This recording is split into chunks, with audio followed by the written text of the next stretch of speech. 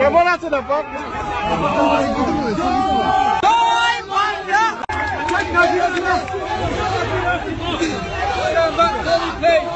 কালবৈশাখী জ্বরের থেকেও ভয়ঙ্কর হইব আমগো এন্ট্রি, মাথায় সেভ কর। সজীব ওয়াজেদ জয়ের সাক্ষাৎকারে নির্বাচন বিষয়ে যে কনফিডেন্স, যে আত্মবিশ্বাস, তাতে একরকম পরিষ্কার যে তাদের খুবই শক্তিশালী পক্ষগুলোর সঙ্গে আলাপচারিতা হচ্ছে যে আওয়ামী লীগকে নিয়েই যে নির্বাচন করতে হবে সেই পক্ষগুলো, human rights watch, committee to protect journalist সহ 6 মানবাধিকার সংগঠন তো এগিয়ে এসে প্রকাশ্য বিবৃতি দিয়েছে। কিন্তু ধরুন রাষ্ট্রগুলো, শক্তিশালী রাষ্ট্রগুলোর কর্মকর্তা বৃন্দের সঙ্গে যে আওয়ামী লীগের আলাপ চলছে এবং তারা যে সরাসরি ইউনূস সরকারের উপর চাপ দিচ্ছেন এবং সেই চাপে যে শেষ পর্যন্ত ইউনূস সরকারকে আওয়ামী লীগকে সহই নির্বাচন করতে হবে, সজীব ওয়াজেদ জয়ের কথায় এই আত্মবিশ্বাস একদম পরিষ্কার। কিন্তু সজীব ওয়াজেদ জয় বা আওয়ামী লীগের বরং উদ্বেগ যে সেই নিষেধাজ্ঞা যদি নির্বাচনের ঠিক আগে আগে তুলে নেয় তাহলে তো আওয়ামী লীগ যথেষ্ট প্রস্তুতি নিয়ে নির্বাচন করতে পারবে না এবং তাহলেও নাকি সেই নির্বাচন গ্রহণযোগ্য হবে না আন্তর্জাতিক পক্ষগুলোর কাছে। তার মানে সেই বিষয়টাও বারবার আন্তর্জাতিক পক্ষগুলোকে আওয়ামী লীগ। বিসমিল্লাহির রহমানির রহিম। ফেসবুকে থাকা সকল মুরব্বিয়ান, ফেসবুকে থাকা আমার শ্রদ্ধেয় বড় ভাই বোন, ফেসবুকে থাকা সকল সমবয়সী বন্ধুরা, ফেসবুকে থাকা সকল স্নেহের ছোট ভাই, সবাইকে আমার ব্যক্তিগত পক্ষ থেকে আসসালামু আলাইকুম। ইতিমধ্যে শাহজাহান কবির ভাই দেখছেন, মাঝারুল ইসলাম রুবেল ভাই, রিজন বিশ্বাস আসছেন আমার এখানে স্ক্রলে, শামসুল ইসলাম ভাই, রিজন দা, জয় বাংলা জয় বঙ্গবন্ধু, মাঝারুল ইসলাম রুবেল ভাই, জয় বাংলা জয় বঙ্গবন্ধু, যার একটা ছোট ভাই শাকিল ফরেজি, ও আসছে, জয় বাংলা জয় বঙ্গবন্ধু, জারিফ, আব্দুল হান্নান, এরপরে যে এখানে কে যেন জয়েন হতে চেয়েছে,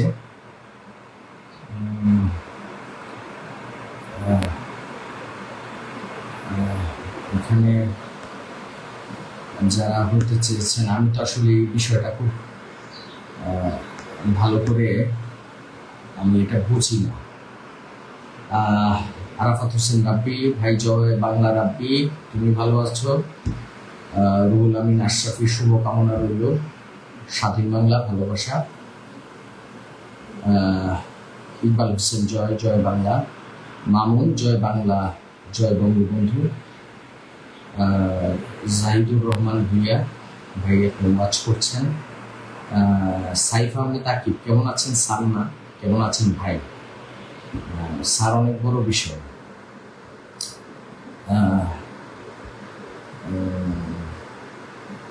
আচ্ছা, জয় বাংলা জয় বঙ্গবন্ধু।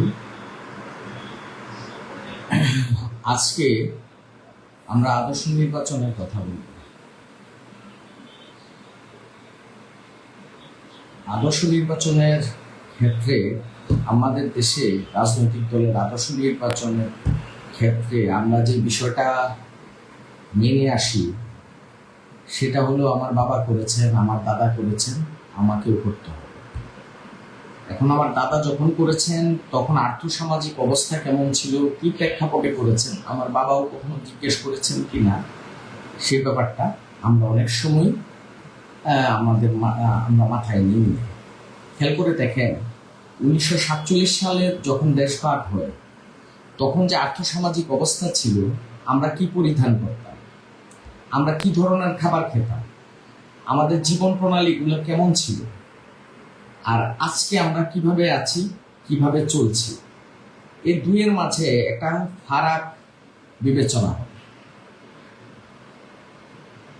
এই কথা শুরু করার শুরুতেই বলছি, গোলাম মাওলা রনি ভাই, সাবেক এমপি, অত্যন্ত প্রথিত যশা এদেশের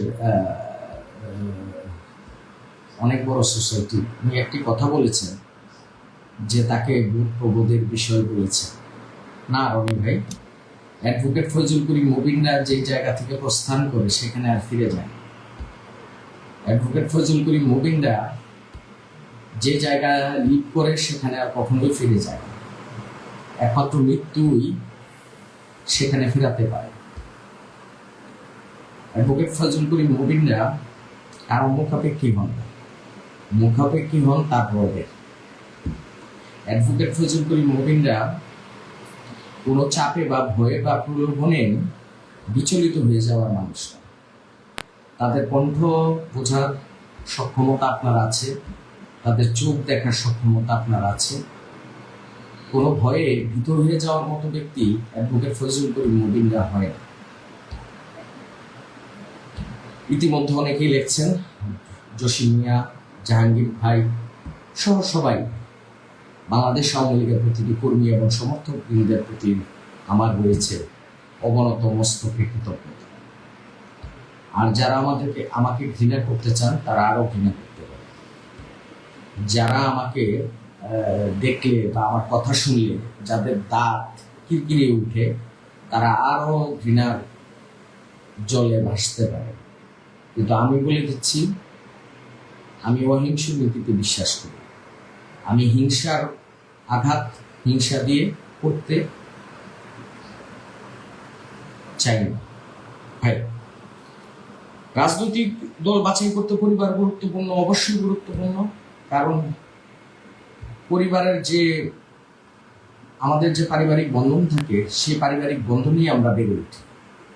সেই পারিবারিক বন্ধনে আমার পিতার আদর্শ, আমার বড় ভাইয়ের আদর্শ, আমার দাদা যেভাবে চলাফেরা করেছেন সেটা অত্যন্ত গুরুত্বপূর্ণ। কিন্তু সেই সাথে প্রতিটি দেশপ্রাণ মানুষকে স্মরণ করতে হবে, উনি যখন ওই সিদ্ধান্তটা নিয়েছিলেন তখন উনি কেন নিয়েছেন বা কেন। আমি যেহেতু বাংলাদেশ আওয়ামী লীগের জন্য কথা বলবো, আমি বলবো বঙ্গবন্ধু শেখ মুজিবুর রহমান যদি আওয়ামী মুসলিম লীগের সকল আদর্শ মেনেই থাকতেন তাহলে বাংলাদেশ আওয়ামী লীগের জন্ম হতো না। তাই আদর্শিকভাবে দল চেঞ্জ করা বলে না, ওনার সেই লিডারশিপ ছিল, উনি একটি দল তৈরি করতে পেরেছেন। আমাদের মতো মানুষের সেই সক্ষমতা নাই যে আমরা দল তৈরি করতে পারবো বা দল তৈরি করিবার কোনো প্রয়োজন এই দেশে আছে। যেহেতু আদর্শিক ভিত্তিতে আমি বাংলাদেশ আওয়ামী লীগের একজন কর্মী সমর্থক, আদর্শিক ভিত্তিতে আমার নেত্রী প্রধানমন্ত্রী শেখ হাসিনা, আদর্শিক কারণে আমার নেতা বঙ্গবন্ধু শেখ মুজিবুর রহমান, সেহেতু সেখানে যারা পারিবারিকভাবে ঐতিহ্যভাবে তারা এই দলটি করে আসছেন, সেই পারিবারিক ঐতিহ্যের বিষয়টি অত্যন্ত গুরুত্বপূর্ণ। বা যারা এই দলটি করছেন না, ওনাদের ওইটা আদর্শিক ব্যাপার থাকলে সেটাও ঠিক আছে, সেটাকেও সম্মান করি। কিন্তু আপনারা একটি খেলে নিবেন, হুজুর মাওলানা ভাসানী ওনার নেতৃত্বের কাছে সর্বপ্রথম মুসলিম লীগ মুখ থুবড়ে পড়ে আফটার 1947। আওয়ামী মুসলিম লীগ এই সারা দেশে ছড়িয়ে যায়। কিন্তু দুইজন নেতার কথাই চিন্তা করবেন, হুজুর ভাসানী এবং বঙ্গবন্ধু শেখ মুজিবুর রহমান, তাদের দুইজনেরই লক্ষ্য ছিল ঢাকা, বাংলাদেশকে নিয়ে। হুজুর ভাসানীর লক্ষ্য ছিল পিন্ডির দাসত্ব থেকে মুক্তি নিয়েছি, দিল্লির দাসত্ব করবার জন্য নয়।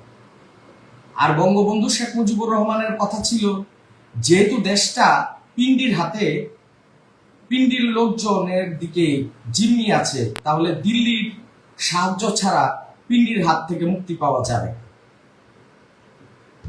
কিন্তু দুইজনই বাংলাদেশের ছিলেন, বাংলাদেশের জনগণের জন্য ছিলেন। যে কারণে হুজুর ভাসানী একটা মাত্র গুণ, সততা দেখেও মুগ্ধ হয়েছে। এখন হুজুর ভাসানী বঙ্গবন্ধু শেখ মুজিবুর রহমানের নেতা। বঙ্গবন্ধু শেখ মুজিবুর রহমান সারা বাংলাদেশের নেতা। হুজুর ভাসানী সর্বপ্রথম বঙ্গবন্ধু শেখ মুজিবুর রহমানের চোখে সেই 250 বৎসরের জঞ্জাল থেকে মুক্তির বিষয়টি দেখেছিলেন। দলীয় আদর্শ বিবেচনা অবশ্যই গুরুত্বপূর্ণ, কারণ আপনার আদর্শ আপনার, প্রথমে ব্যক্তির আদর্শ। ব্যক্তি যদি ভাবেন তার আদর্শে এগুলা দরকার, যেমন আমি বলেছি তাকে সৎ হতে হবে, মেধাবী হতে হবে, কারিশমেটিক লিডারশিপ হতে হবে, মুক্তিযুদ্ধের সপক্ষের শক্তি হতে হবে, ধর্মনিরপেক্ষ হতে হবে। এই ক্ষেত্রে যদি কেউ কোনো কারণে ওনার আদর্শে এই বিষয়গুলো নাই থাকতে পারে, তা আমি কি বলবো উনি মুর্দাবাদ?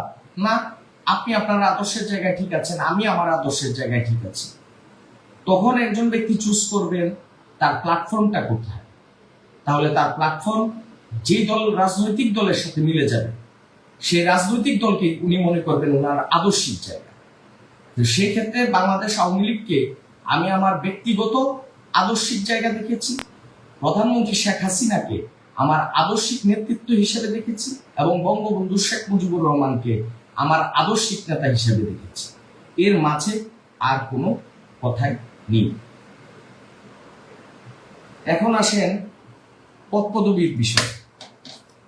আসলে পদ পদবী দিয়ে কি করবো ভাই? বাংলাদেশ আওয়ামী লীগের দেশরত্ন, গণতন্ত্রের মানস কন্যা, দেশরত্ন, বাংলাদেশের স্থিতিশীলতার প্রতি প্রধানমন্ত্রী শেখ হাসিনা যে ভালোবাসা আমাকে দিয়েছেন, উনার দলের কর্মী সমর্থকরা, আমার আদর্শিক ভাইয়েরা আমাকে যে ভালোবাসা দিয়েছে, সেই ভালোবাসার কাছে তুচ্ছ হয়ে যায় সকল পদ, সকল স্থান। সেই পদের কাছে আপনি মন্ত্রী হন, এমপি হন, বাংলাদেশ আওয়ামী লীগেরও যে কোনো পদে আসে, সেই পদ ম্লান হয়ে যায়। কারণ এই কঠিন সময়ে যেভাবে আমার কথার সাথে আপনারা আমার পাশে এসেছেন, আপনাদের এই দিন আমি কখনো শোধ করতে পারব না। আপনারা যারা আমার ফেসবুক প্রোফাইলে আছেন, আপনারা দেখতে পারবেন আমি আমার সংস্কারের কথাগুলো একাই বলেছি।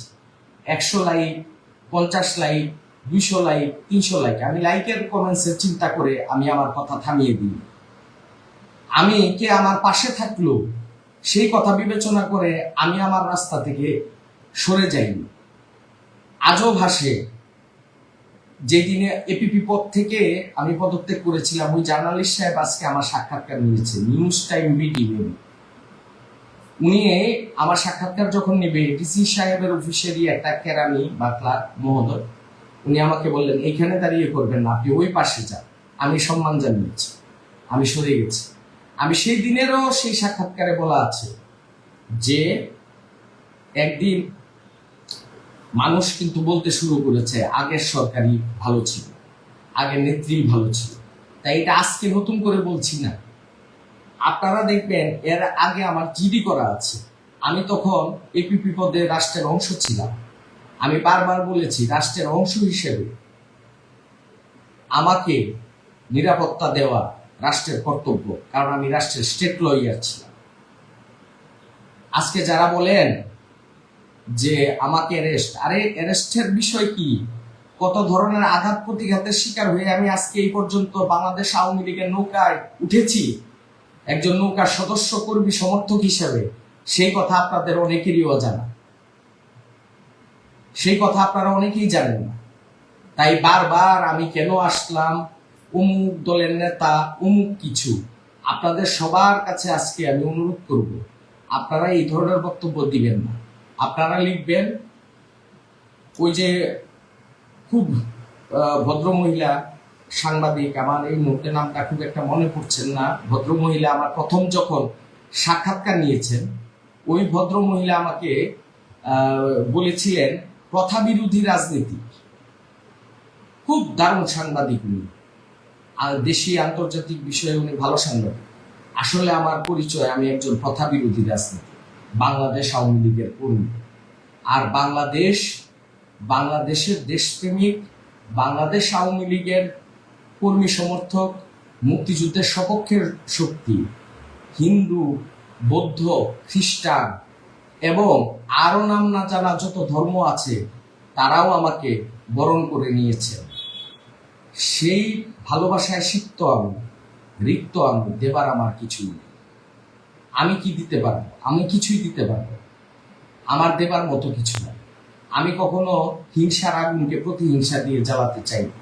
কিন্তু সবাইকে মনে রাখতে হবে সবকিছুরই একটা সীমা থাকে। আমাকে যেমন বলা হচ্ছে, আমিও বলছি, আমি বাংলাদেশ আওয়ামী লীগ করি, বাংলাদেশ আওয়ামী লীগের একজন কর্মী সমর্থক। আমার পদ পদবি, আমার ভবিষ্যৎ মাননীয় প্রধানমন্ত্রী শেখ হাসিনা নির্ধারণ করবেন। সেই ক্ষেত্রে আমি কোনো রাজনৈতিক দলের কথাও বলছি না।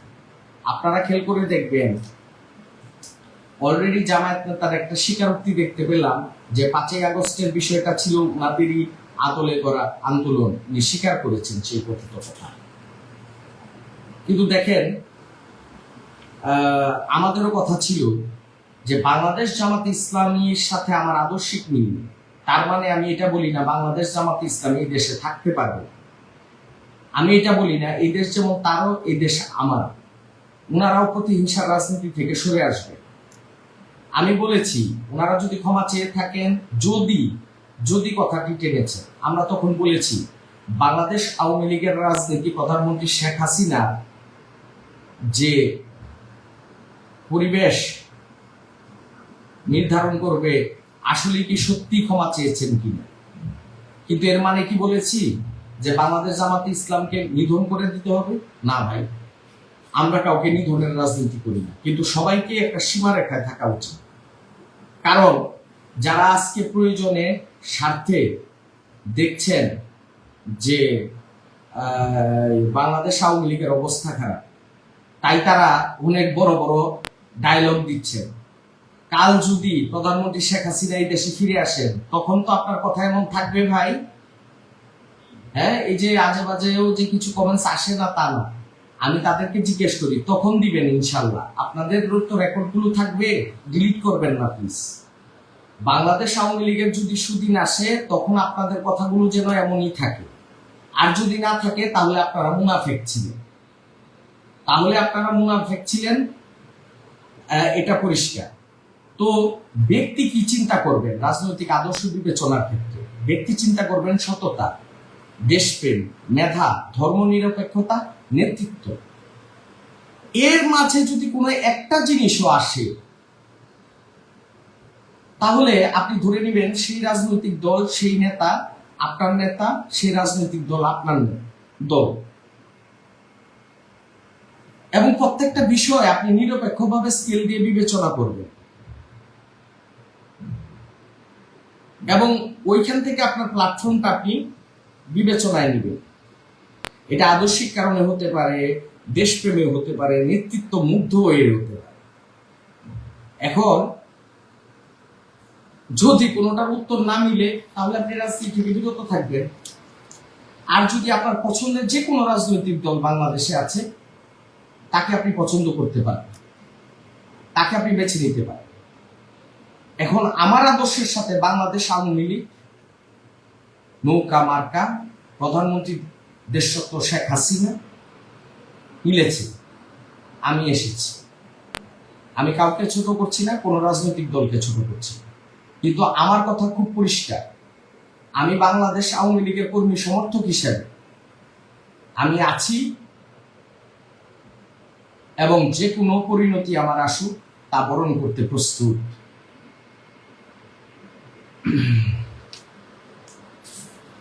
মুসলিম লীগ, আওয়ামী মুসলিম লীগ থেকে মুসলিম লীগ কথাটা বাদ গিয়েছিল, মুসলিম লীগ মুখ থুবড়ে পড়েছিল। কেন? 47-এর সময় যে স্বপ্ন আমরা দেখেছিলাম যে পশ্চিম পাকিস্তান মুসলমান, কিন্তু 47 দেশ ভাগের পরেই তাদের শাসন, শোষণ, তাদের সেই কঠিন নির্যাতনের সামনে বুঝে উঠতে বাকি ছিল না যে আসলে ইসলামের কথা বলে আমাদের উপরে যে পাশবিক নির্যাতন পাকিস্তান সামরিক জান্তারা দিয়ে যাচ্ছিলেন, সেটা শুধুমাত্র ধোঁকামাত্র। সেই কারণে আওয়ামী লীগ প্রতিষ্ঠা করেন বঙ্গবন্ধু শেখ মুজিবুর রহমান, এবং সেই সঙ্গে সঙ্গে বাংলাদেশ আওয়ামী লীগকে এদেশের প্রতিটি মেহনতি মানুষ তাদের নেতা হিসেবে বঙ্গবন্ধুকে তাদের মাথা টাচ করে নিয়েছে। আর এরই ফলশ্রুতি ঐতিহাসিক রেসকোর্স ময়দান এবং বঙ্গবন্ধু সেই রেসকোর্স ময়দানের ঐতিহাসিক ভাষণ। আপনারা খেয়াল করে দেখবেন, এর আগে আমার রাষ্ট্র সংস্কারের ব্যাপারে কথা ছিল, কিন্তু আসলে রাষ্ট্র সংস্কারের ব্যাপারেও মূলত তো সংস্কারটা একটা জায়গায় হওয়া উচিত, দুর্নীতিমুক্ত এবং যিনি সঠিক নেতৃত্বে আছেন। অবৈধ সরকার কর্তৃক যে 1 বছর সময় গিয়েছে, যেখানে বারবার কথা আসছে যে উপদেষ্টারা সেফ এক্সিট চান, উপদেষ্টারা সেফ এক্সিট চান, তার মানে উপদেষ্টারা তো যদি এখন সেফ এক্সিট চান আর আমরা সেফ এক্সিট দিয়ে দেই, তাহলে তো পূর্বাতর সকল অপরাধের থেকে বড় অপরাধ যারা সেফ এক্সিট চাচ্ছে। আপনারা খেয়াল করে দেখেন, যারা এখন সেফ এক্সিট চাচ্ছে তারা তো আগের থেকে বড় অপরাধ করেছে। যে আপনারা যেইভাবে চেতনাকে নিয়ে যান না কেন, আপনাদের কাছে নতুন বাংলাদেশ আশা করেছিল বাংলাদেশ। প্রধানমন্ত্রী শেখ হাসিনার নাম আবার বাংলাদেশে গুনছে কেন? কারণ আপনারা ব্যর্থ হয়েছেন। আপনারা ব্যর্থ হয়েছেন মানুষকে ব্যক্তিগত নিরাপত্তা দিতে, সামাজিক নিরাপত্তা দিতে, দুর্নীতি আটকাতে। ক্লিয়ারলি শুনেন, প্রধানমন্ত্রী শেখ হাসিনার নাম আবার কেন ফিরে এসেছে বাংলাদেশে? ফিরে এসেছে আপনারা দুর্নীতি আটকাতে পারেননি, আপনারা মানুষের ব্যক্তিগত নিরাপত্তা দিতে পারেননি, মানুষের মত প্রকাশের স্বাধীনতা দিতে পারেননি, মানুষের রাজনৈতিক দল বিবেচনায় মানুষের অন্তরায় কেন আছে? তাহলে অবশ্যই এই কারণেই প্রধানমন্ত্রী শেখ হাসিনার কথা আবার এসেছে। আজকে আপনারা যদি সঠিকভাবে রাষ্ট্র সংস্কার করতেন, তাহলে মাননীয় প্রধানমন্ত্রী শেখ হাসিনার কথা তো আসতো না ভাই। এই কথাটা তো পরিষ্কার, এই কথাটা তো কেউ অস্বীকার করতে পারবেন না। আপনারা কেউ অস্বীকার করার মতো না। আজ মাননীয় প্রধানমন্ত্রীর কথা আমি নাই বলতাম, আমি তো বলেছি, আমি নাইও বলি, মানুষ ভয়ে বলছে না, কিন্তু